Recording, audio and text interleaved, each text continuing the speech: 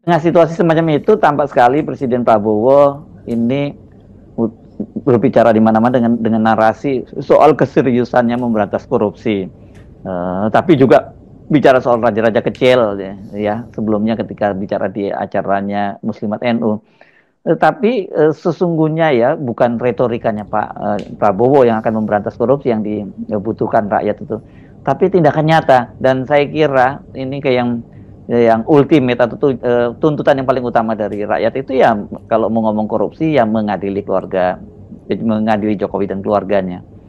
Iya, kalau fokusnya kita arahkan pada komunikasi politik pemerintah, kita lihat bahwa sangat dominan Presiden Prabowo hadir terus di headline. Tetapi orang nunggu sebetulnya eksekusinya apa, kan itu perasaan publik bahwa Presiden Prabowo mengucapkan keinginan dia untuk ini dan itu, memberantas korupsi, berpihak pada rakyat dengan retorika yang makin lama makin menggelegar, tetapi impactnya yang ditunggu secara harian oleh publik apa itu?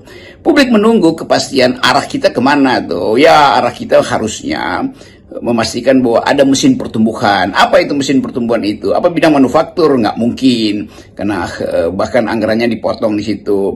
Apa bidang green economy juga belum bisa tuh, karena tetap tidak dianggap itu sebagai satu potensi untuk dilakukan hari-hari ini nih.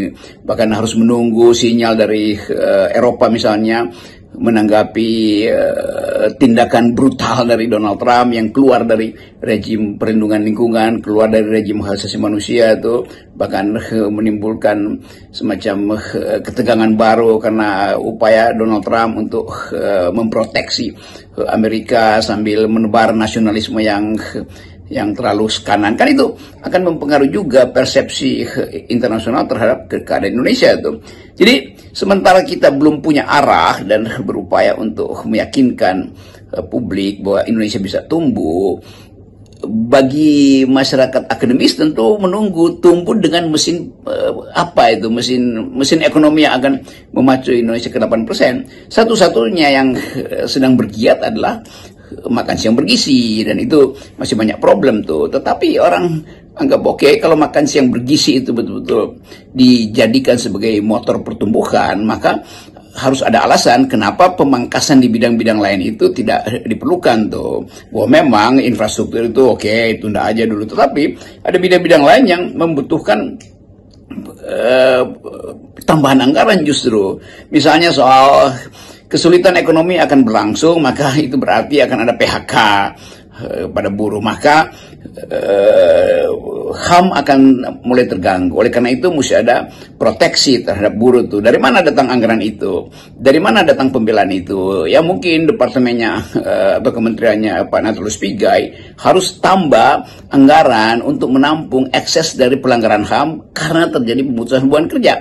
Kan logikanya begitu tuh. Jadi banyak pos yang kemudian memang harus dihitung ulang apakah efisiensi itu produktif secara ekonomi tetapi unproduktif secara sosial politik. Kan itu pelajaran pertama bagi kita yang belajar public policy. Semua akibat dari public policy selalu ada trade off dengan keadaan kesosialan manusia, terutama hak asasi manusia tuh. Jadi sekali lagi kita mau lihat bagaimana Presiden Prabowo menyelesaikan itu dengan cara seksama dan dalam tempo sikat-sikatnya.